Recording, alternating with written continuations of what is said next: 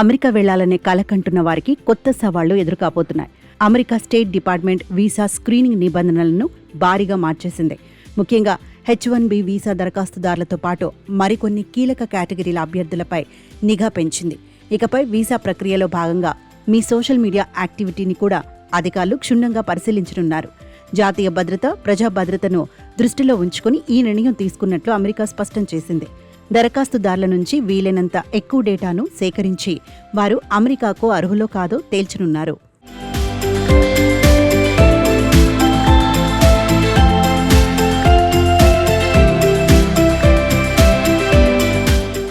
ఈ కొత్త నిబంధనలు కేవలం H-1B కేటగిరీకే పరిమితం కాలేదు.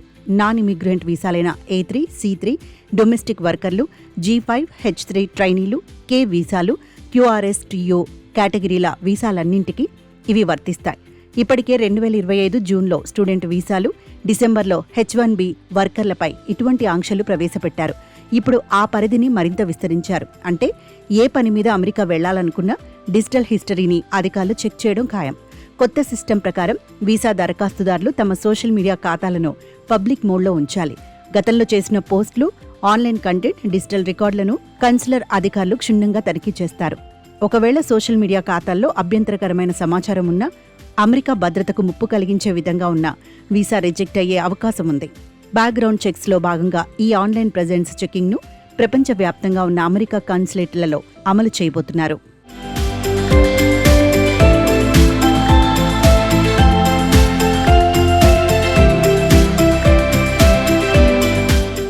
సోషల్ మీడియా తనిఖీలే కాకుండా ఆర్థికంగా కూడా దరఖాస్తుదారులకు అమెరికా షాక్ ఇచ్చింది.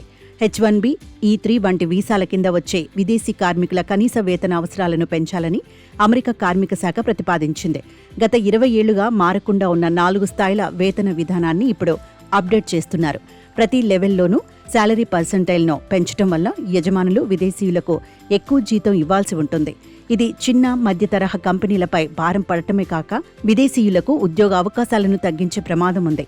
అమెరికా అధ్యక్షుడు డొనాల్డ్ ట్రంప్ నేతృత్వంలోని ప్రభుత్వం అమెరికా ఫస్ట్ విధానంలో భాగంగా ఈ మార్పులు చేస్తోంది. ప్రతి వీసా అభ్యర్థిని క్షుణ్ణంగా విచారించడం ద్వారా ఎటువంటి అవాంఛనీయ వ్యక్తులు దేశంలోకి రాకుండా అడ్డుకోవాలని భావిస్తోంది.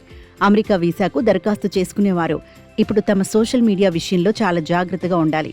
ఖాతాల్లో వివాదాస్పద పోస్టులు లేకుండా చూసుకోవడం మంచిది.